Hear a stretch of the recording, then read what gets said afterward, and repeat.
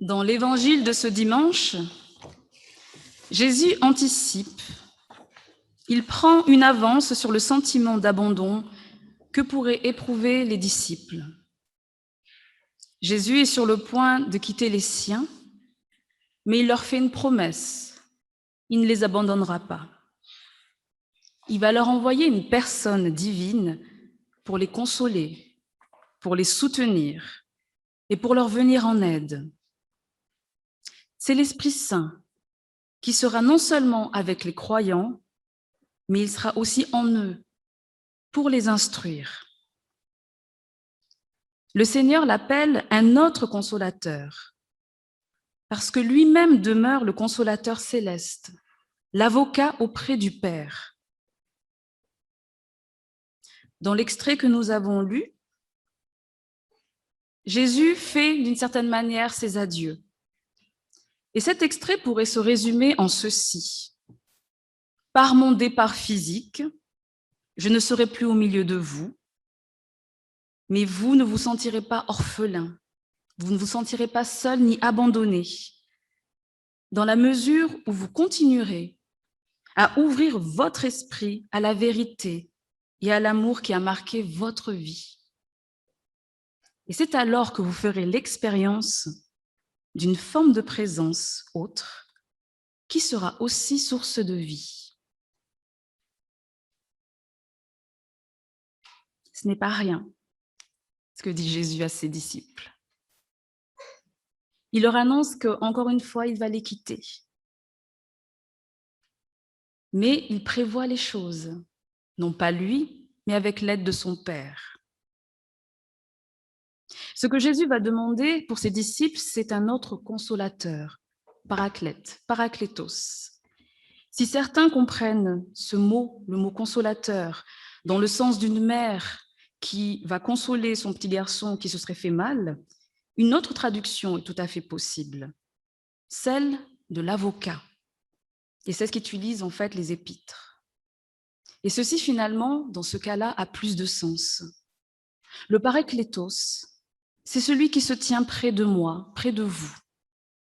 C'est celui qui parle pour moi.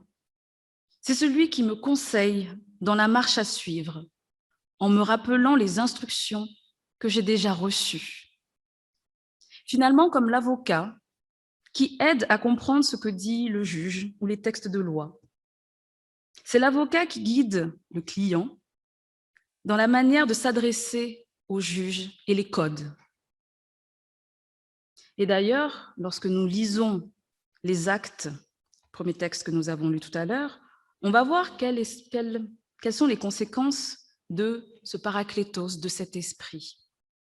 Car il y a une chose aussi à se remémorer. Le paraklétos n'a pas que la fonction charismatique, comme certains courants le mettent en avant. Elle a d'abord une fonction d'enseignant.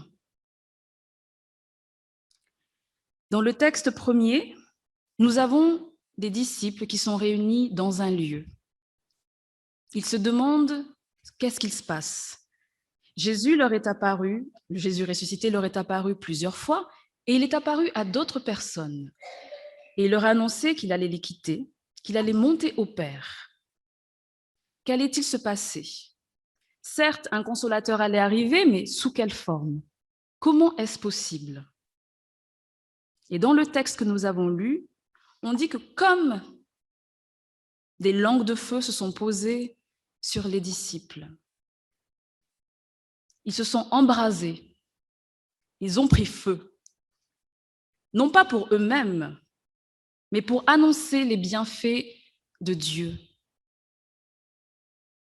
Pentecôte, pour nous, c'est la fête de l'Église, les débuts de l'Église. Et à travers ce texte qui nous est montré, c'est que finalement, une Église ne peut pas être contenue à un seul endroit, dans un bâtiment seul. L'Esprit est venu à la rencontre des disciples. Comme des langues de feu, quelque chose leur a été donné à chacun et chacune. Un don non pas pour eux-mêmes, mais pour annoncer au monde, annoncer les merveilles de Dieu, annoncer sa parole. Et cette parole-là a été rejointe dans leur langue maternelle. Quelle est votre langue maternelle? Je sais que quand il y a deux personnes, même ici sur Genève, qui sont d'origine peut-être suisse-allemande, ils commencent à parler ensemble en suisse-allemand. C'est logique. Lorsque peut-être deux Espagnols ou des Brésiliens se rencontrent, automatiquement, il y a quelque chose de la langue qui vient. La langue est un véhicule pour communiquer, pour parler. Elle est aussi parfois le signe identitaire, mais elle véhicule surtout l'histoire parfois d'un peuple, des coutumes, des codes. Lorsqu'on touche parfois à l'identité de quelqu'un, lorsqu'on touche à la langue, c'est très fragile. Vous avez remarqué qu'aujourd'hui, on a une langue qu'on essaie de mettre dans la globalisation, c'est l'anglais. Avec l'anglais, on peut tous essayer de communiquer. Tout le monde devrait parler anglais.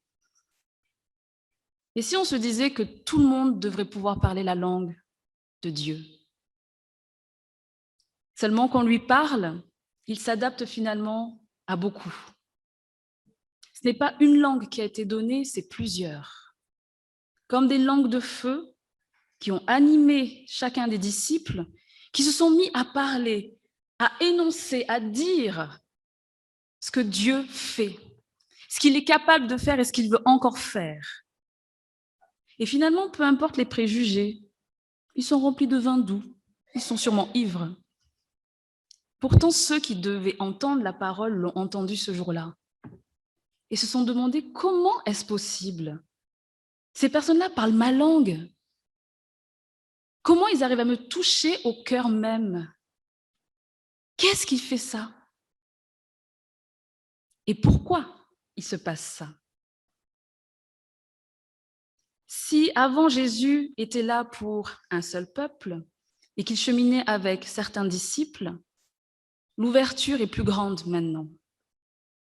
Le message s'adresse à chacun et chacune d'entre nous encore aujourd'hui et nous sommes d'ailleurs au bénéfice de certains qui ont témoigné, qui ont annoncé, qui ont prié aussi pour chacun d'entre nous. Le message est encore vivant aujourd'hui et l'Église aussi l'est. Alors bien sûr, les hommes et les femmes, on essaie de mettre une organisation, des consistoires, des conseils de paroisse. Mais avant l'institution, on va dire, et la volonté peut-être de structurer les choses, l'Église, elle est déjà Église en elle-même. Et l'Église, ce ne sont pas des bâtiments. Ce sont les hommes et les femmes qui la composent. L'Esprit s'est posé sur des hommes, sur des humains, pour aller toucher d'autres humains, pour cheminer encore et encore et encore et faire son œuvre. L'Esprit ne veut pas et ne souhaite pas qu'on reste entre nous cloisonnés, qu'on se morfonde parfois sur certaines choses peut-être du passé. Ils ont regretté Jésus, ils avaient vécu avec lui, ils avaient cheminé, il leur avait fait des promesses. Ils les ont vécues, mais ils ont aussi vécu le deuil, la mort, mais surtout la résurrection. Quand Jésus parle, quand Dieu parle, il fait ce qu'il dit. Oui, je m'en vais au Père, mais moi je vous envoie un consolateur, un avocat, celui qui va vous rappeler ce que moi j'ai fait avec vous, celui qui va vous encourager à faire ce que moi je vous appelle à faire, à être des témoins, à annoncer.